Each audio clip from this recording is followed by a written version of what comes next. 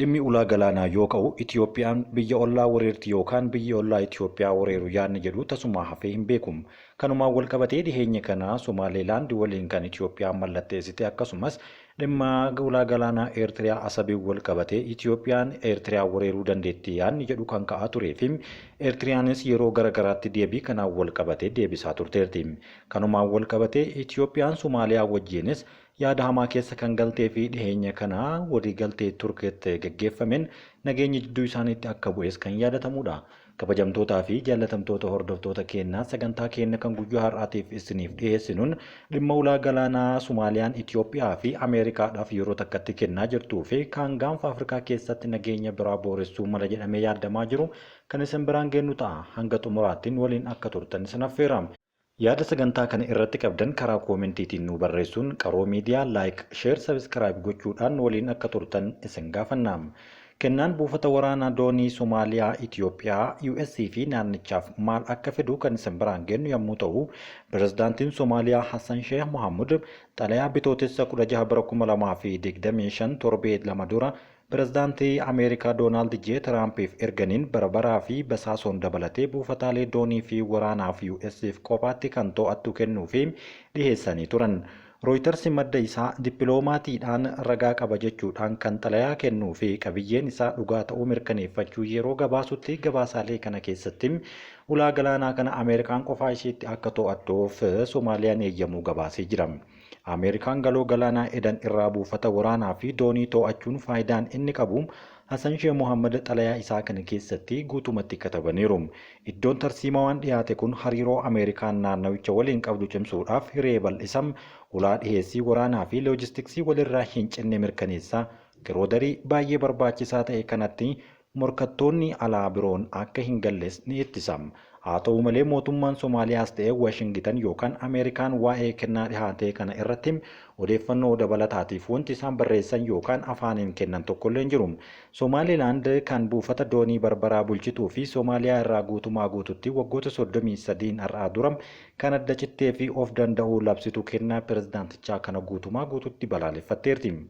Dubbii kana irratti ministeerri dhimma alaa Somaaliilaand Abdurrahman Daahiin tarkaanfii qaama abdii kutateetti jechuudhaan dhimma xalayichaa kana kan kuffisan yommuu ta'u, ministeerichi yaada isaanii Rooyitersiif yeroo kennanitti Ameerikaan gowwaa miti buufata barbaraa ilaalchisee eenyu waliin mari'achuu akka qabdu guutumaa guututti hin beekti yoo jedhan, kana jechuun isaanii dhimma barbaraa irratti Somaaliyaa osoo hin taane Somaaliilaand waliin mari'atti jechuun yaada isaanii qabu. Somaaliilaand kanaan dura dhufaatii pirezidaantii Doonaald Tiraampiin wal qabatee gammachuu isaanii ibsachaa kan turan yoo ta'u, gammachuun isaanii kunis Somaaliilaandiin beekamtii ni kennitiif yaada jedhu qabachaa tureera. Buufanni doonii barbaraa kun Itiyoophiyaanis ija keessa kan gale yommuu ta'u, waliigaltee wal hubannoo ulaa galaanaa Somaaliilaandii fi Itiyoophiyaa waggaa tokko dura bara faranjoota 2024 mallattaa'ee muddama hedduu dhales naannoo barbaraa kanatti kan xiyyeeffatudha. Innis kiiloomeetira 50 bitaa fi mirgaatti naannoo barbaraa kanatti Itiyoophiyaa fi Somaaliilaand gidduutti erga mallatteeffamee booda hojii irra osoo hin oolin kan hafedha. Ofii kennaan Hassan Sheikh Mohammed pirezidaantiin Somaaliyaa kun kan Somaaliyaaf Itiyoophiyaaf US fi gaanfa Afrikaatiif balaadhamoo fala kan jedhu kan isin biraan geenyu ta'a. Dippiloomaatiin olaanaan mootummaa Itiyoophiyaa duraanii amma Yuunaayitid Isteetsi jiraatan Ewunatuu Bilaattaa Hassan Sheikh Mohammed kennaa dhiheessan kanan michummaa idil addunyaa qaban cimsachuu fi investimentii alaa harkifachuuf yaadaniiti jechuunis yaada isaanii dhiheessaniiru. Soomaaliyaan dhibdee keessoo yaaddoo shororkeessummaa rakkoolee diinagdee fi dhiibbaa alaa irraa haala jirtu keessatti yaadni kun dhihaate jechuunis ni dubbatu. Teessoon Somaaliyaa ulaa galaanaa daldala idil addunyaa keessatti gahee ol aanaa taphattu irratti kan argamudha. Galoo galaanaa Arabiyaa fi galoo galaanaa Edan gidduutti kan argamtu yommuu ta'u, ulaan kun ulaa geejjiba galaanaa guddaa addunyaa ta'us kan danda'udha. Keessumaa daldala boba'aa fi dhimma waraanaa irratti iddoo tarsiimaa kan ta'ee fi kan yeroo hundaa biyyoonni guddatan irratti xiyyeeffatanidha. Sababii kanaattis Yuunaayitid Isteetsi dabalatee biyyoonni gurguddoon biroo ulaa galaanaa kana irraa fedhii cimaa kan qabaatanii fi buufata qabaachuus ni hawwu. Kun immoo barbaachisummaa Somaaliyaa kan dabaludha. Dhibdeen baha giddu galeessaatiin wal qabatee galaana diimaa irratti muddama hammaachuun ulaa geejjibaa karaa qarqara galaana Somaaliyaa akka darbu hiree kan babal'isudha. Itti dabaluunis Ameerikaa buufataalee Somaaliyaa kanneen loojistiksii fi waraanaaf akkasumas rakkoo isaanii hundaaf fayyadamuun duula shororkeessummaa kan Al-Shabaab irratti gochuu ni jabeessa. Buufata doonii fi buufata waraanaa galaanarraa hundeessuudhaaf waliigaltee wal hubannoo Itoophiyaa fi Somaalilaand dhiibbaan hedduun irra gahuu booda Somaaliyaa fi Itoophiyaa ji'oota dura jaarsummaa Tarkiitiin furameera. Waliigalteen Ankaaraatti biyyoonni lamaan irra gahame waa'ee fedhii ulaa galaanaa Itoophiyaa ifatti kan wanti jedhame jiraachuu baatullee garuu keessaan akka Somaaliyaan Itoophiyaadhaaf kennitu ta'a. Haa ta'u malee Somaaliyaa wanta Itoophiyaan Somaalilaand irraa argachuu feete kennuu fi qophii akka dandeessu abdatameeti kan mallatteeffame.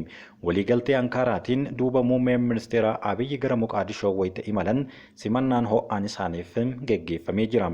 Jilli muummee ministeera Dr. Abiyyi Ahmadiin durfamu pirezidaantii Hassan Sheikh Mohammad waliin qarqara galaana diimaatti suuraa ka'uudhaan maxxansanii turan. Kanaanis yaada Somaaliyaa waan Itoophiyaan feetu kennuu heddi jedhu dabaleera. Itoophiyaan ulaa galaanaa argachuuf waliigaltee akka Somaalilaand waliin galte san keessa galuun dirqama osoo hin taane fedha isaati. Waliigaltee wal hubannoo kun kan hiika hin qabne ture yommuu jedhan xiinxaltoonni Itoophiyaan Somaalilaand irraa ulaa galaanaa argachuuf Somaalilaand fottoquunis dirqama miti jechuun dubbatu. Seerri idil addunyaa biyyoonni qarqara galaanaa hin qabne haala itti buufata doonii qabaatan hayyamu kan jiru yommuu ta'u, tokkummaan daangaa Somaaliyaa kabajamee karaa amma pirezidaantiin Somaaliyaa deemaniin buufanni doonii Barbaraa ammayyaa'aa ta'ee yoo hojjetame Itoophiyaan gatii rakasaan buufata kana fayyadamuu ni dandeessi. Kanaaf waan Itoophiyaanonni miidhaa irratti qaban osoo hin taane faayidaa biraan Itoophiyaan dhufaatii Ameerikaa irratti argattu garuu Al-Shabaab kan Itoophiyaaf illee balaa ta'e dhabamsiisuudhaaf gahee taphatu guddaadha. Hariiroo Itoophiyaa fi ittisa shororkeessummaa irratti qabanis ni jabeessa jechuun xiinxaltoonni garaagaraa dhimma kana irratti yeroo dubbatan ni addeessu. Soomaaliyaan hiree guddachuu guddaa osoo qabdu waggoota darban hedduu fi waraanaa fi dhibdee keessoo ishee rakkachaa kan baatee fi ammas biyyattii keessatti shororkeessummaa Al-Shabaab qolachuudhaaf birmannaa biyyoota adda addaatiin kan wal'aansoo qabattudha. Inumaayyuu waggaa waggaadhaan waraana kumaatamaan lakkaa'aman biyyoota ollaa fi biyyoota ollaa hin taane irraas kan hawwattu ta'uu ni beekama. Duula farra shororkeessummaa keessatti Ameerikaan michuu jabduu Moqaadishoo ta'uu kan agarsiisu yommuu ta'u, haala kana keessatti Itoophiyaanis michuu jabduudha. Michuu kanaaf buufata waraanaa doonii dhiyeessuun ammoo hariiroo waraanaa fi michummaa gama diinagdee cimsuuf kan gargaarudha. Dhaamsi biraan dorgommii idil addunyaa gama Raashiyaa fi Chaayinaa irraa dhufuuf Soomaaliyaan deebii ifaa kennuu kan agarsiisu yommuu ta'u, gama kaaniin Soomaaliyaan diinagdee ishee waraana booda yookaan baroota hedduun barbadaahee ture kan dadammaqsuu fi yookaan kan dandamachiisu ta'uu ni agarsiisa. Diinagdeen Soomaaliyaa waraana waliinii saamtota galaanaa fi tasgabbii dhabuu yeroo dheeraatiin miidhamee kan ture buufata kana US'if kennuun pirezidaantichi daldala cimsuu, investimentii harkisuu fi bu'uura misoomaa biyya keessaa deebisanii ijaaruu yaadaniiti jechuunis ni dubbata. Ameerikaan faayidaa gama kanaan Soomaaliyaa fi fiduu fi maltuu investimentii deeggarsaa fi muuxannoowwan gaarii bu'uureffate yookaan buufataalee doonii ta'uu ni danda'a jechuunis dubbatama. Kunis Soomaaliyaan naannichatti biyya dhiibbaa guddoo uumtu akka taatus carraa hedduu kan banuufidha. Buufataaleen pirezidaant Hassan Sheikh Mohammad Ameerikaaf kennan keessaa tokko ammoo Barbaraa yoo ta'u, Barbaraan ammoo bulchiinsa Soomaaliyaa irraa fottoquun ofiin of bulchitu Somaalilaand keessatti argamuun ammas rakkoo biraa fiduu danda'a jechuun sodaan jiru ni jira.